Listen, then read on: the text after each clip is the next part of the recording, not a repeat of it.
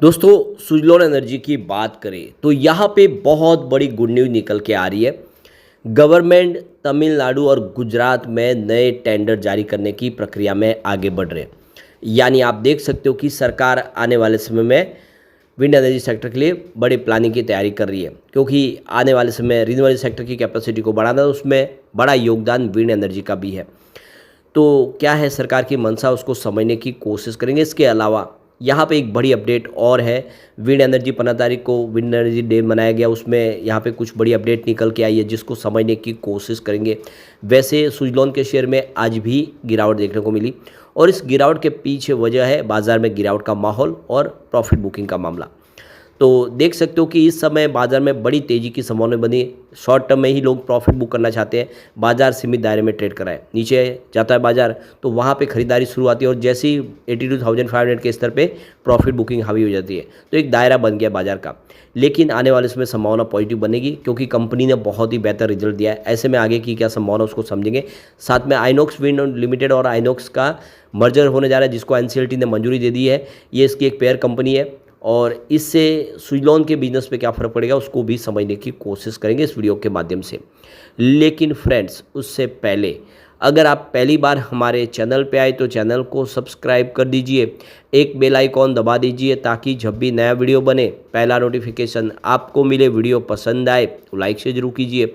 चलो friends, video start करते हैं। मैं हूँ आपका दोस्त एसबी दवे और हमारे अपने चैनल ऑनलाइन कमाई में आपका बहुत बहुत स्वागत है। तो सबसे पहले बीएसई सेंसेक्स की बात कर ले तो आज देख सकते हो कि 81,583 के स्तर पे क्लोजिंग देखने को मिली, जहाँ पे 212 पॉइंट की गिरावट थी, यानी 0.26% गिर गया आज बीएसई सेंसेक्स। आज बाजार में नरमी थी और उसका आज असर आप देखो तो निफ्टी एनर्जी में भी देखने को मिला। निफ्टी एनर्जी में गिरावट थोड़ी ज़्यादा थी, 35,836 के स्तर पे क्लोजिंग थी, जहाँ पे 174 पॉइंट की गिरावट हुई, यानी 0.48% की गिरावट थी निफ्टी एनर्जी में, लगभग आधा % गिरा।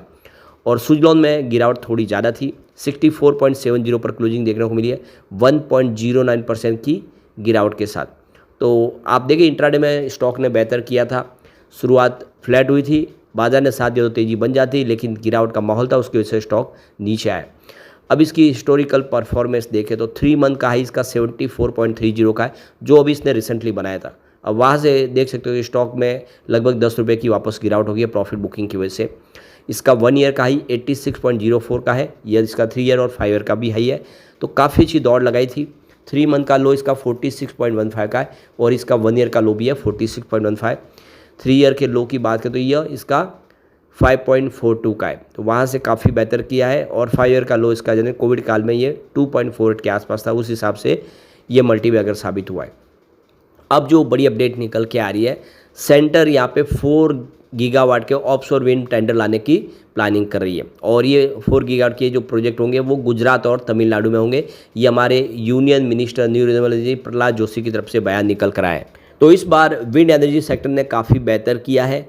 यहाँ पे देख सकते हो कि इस बार 26,549 करोड़ का बजट रखा गया रिन्यूएबल सेक्टर के लिए, उसका फ़ायदा देखने को मिला और विंड एनर्जी सेक्टर में 53% की वृद्धि देखने को मिली। अब सरकार जल्दी ऑफशोर विंड एनर्जी के लिए बिड लॉन्च करने की तैयारी है और ये जो बिड होंगे तमिलनाडु और गुजरात के लिए होंगे। तो बेंगलुरु में जो आप देखें ग्लोबल विंड एनर्जी डेज का जो समिट हुआ था, उसके दौरान ये सरकार की तरफ से बयान निकल गया है। सरकार ने नेट जीरो कार्बन पॉलिसी में जाने की प्लानिंग कर ली है और 50% 2030 तक के लिए रिन्यूएबल की कैपेसिटी को पाना है, उसमें विंड एनर्जी का बड़ा योगदान है। तो ऐसे में सरकार ने यहाँ पे अब ये बड़ा ऐलान कर दिया है। वैसे प्रहलाद जोशी का कहना है कि आने वाले समय रिन्यूएबल सेक्टर की संभावनाओं को और तलाशना है। विंड एनर्जी सेक्टर की पोटेंशियल संभावनाओं को तलाशने के लिए सरकार 5 एरियाज़ पे फोकस कर रही है, जिसमें नए स्टेट के अंदर अपनी अपॉर्चुनिटी तलाश रही है, जिसमें मध्य प्रदेश, तेलंगाना, उड़ीसा पीछे रह गए, वहाँ पे भी अब विंड एनर्जी के प्रोजेक्ट शुरू करने की सरकार की प्लानिंग है। इसके अलावा 4 गीगावाट के नए टेंडर जारी करने का सरकार ने ऐलान किया है। इसके अलावा आप देखें तो ये गुजरात तमिलनाडु में प्रोजेक्ट होंगे। इसके अलावा कंपनी के लिए देखें तो सरकार ने एक बड़ा जो फैसला किया है, इंटीग्रेटिंग प्रोजेक्ट, जिसमें विंड, सोलर और स्टोरेज के साथ में प्रोजेक्ट होंगे हाइब्रिड प्रोजेक्ट के तरीके से। और एआई बेस इस समय ग्रिड अपग्रेड करने की प्लानिंग चली है, ताकि आने वाले समय बेहतर ऊर्जा मिल पाए। डोमेस्टिक मैन्युफैक्चरिंग को और मजबूत देना है, बढ़ावा देना है। तो ये सारे सरकार के इस समय नए फैसले किए जा रहे हैं। इस समय इंडिया अगर आप देखें टरबाइन की जो मैन्युफैक्चरिंग इनकी रेंज है वो 225 किलोवाट से लेके 5.2 मेगावाट तक है, जिसमें अलग अलग 33 मॉडल्स अलग अलग विंड टरबाइन कंपनियां बनाती है, 14 कंपनियां मिलके। तो प्रहलाद जोशी का कहना है कि ये जो विंड टरबाइन है हमारी डोमेस्टिक ज़रूरतों को पूरा करती है और साथ में ग्लोबली भी कम्पीट करती है। वहाँ से जो ग्लोबल मार्केट में भी इनकी डिमांड खासी है, उस हिसाब से हम विंड टरबाइन बना रहे हैं। प्रहलाद जोशी का कहना है कि इस समय जो रेट है पर यूनिट 3.90 रुपीज़, ये काफ़ी ज़्यादा हाई है और इसको कम करने के ऊपर हम कोशिश करें। जितनी ज़्यादा अगर आप देखें इसकी पर यूनिट चार्ज कम होगा तभी लोगों को इसकी तरफ रुझान पॉजिटिव बनेगा और हम कोशिश करें कि ज़्यादा से ज़्यादा डोमेस्टिक मैन्युफैक्चरिंग को बढ़ावा दें, जितने भी इक्विपमेंट है वो भी इंडिया में ही बने। इस मौके पे यहाँ पे सरकार ने देख सकते हो कि 2 डॉक्यूमेंट और रिलीज़ किए गए 2 इवेंट के, और उसमें आप देखें तो विंड एनर्जी रोड मैप और मैन्युफैक्चरिंग रोड मैप। तो विंड एनर्जी को किस तरह से आगे बढ़ना है उसका रोड मैप तैयार किया गया। इसके अलावा मैन्युफैक्चरिंग में ज़्यादा से ज़्यादा मेक इन इंडिया के तहत सारे के सारे इक्विपमेंट बने, इसके लिए सरकार पूरी तैयारी कर रही है।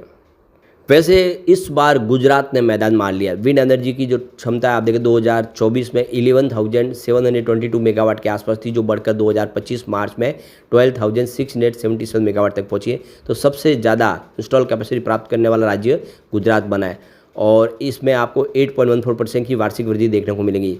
तमिलनाडु लंबे समय से इसमें अग्रणी बना हुआ है और उसने दूसरा स्थान बनाए रखा है इस बार।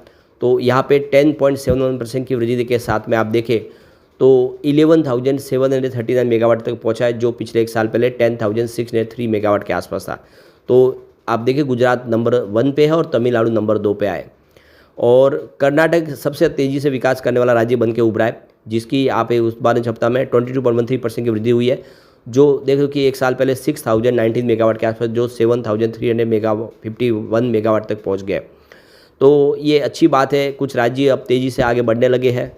उसके बावजूद भी इस सेक्टर में बहुत ज़्यादा अभी भी इसके लिए कमियां हैं, जिसमें ग्रिड कनेक्टिविटी उतनी मजबूत नहीं है, लैंड एक्विजिशन अभी भी प्रॉब्लम देता है, साइबर थ्रेट की प्रॉब्लम है और भी बहुत सारी प्रॉब्लम है। इंपोर्ट के ऊपर हम निर्भर है और इंडिया चाहता है कि सारा का सारा जो इसके जो इनपुट कॉस्ट है वो घटाने के लिए इंडिया में मेक इन इंडिया के तहत प्रोडक्ट बनाए जाए और इसके लिए सरकार सब्सिडी देने को भी तैयार है।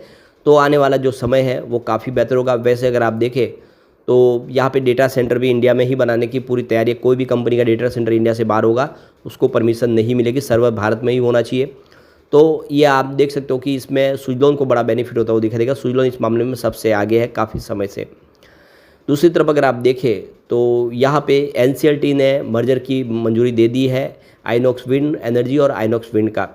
तो ये देख सकते हो कि मंगलवार को इस मर्जर को मंजूरी मिली है। चंडीगढ़ ब्रांच ने इसको मंजूरी दे दी है और आने वाले समय कंपनी का जो खर्च है वो कम होगा और कंपटीशन अच्छे से वो कर पाएंगे। सुजलॉन के लिए कंपटीशन इस समय आइनॉक्स विंड की है। दोनों कंपनियां मिलके थोड़ी और ज़्यादा इसको प्रॉब्लम दे सकते हैं, यानी इसका बिजनेस आने वाले समय कुछ आप देखें तो कम होता हुआ दिखाई दे सकता है। लेकिन सुजलॉन अपने सेक्टर की मजबूत कंपनी है, वो अपनी तरफ से कोशिश करी तो आने वाले समय बेहतर उम्मीद की जा सकती है।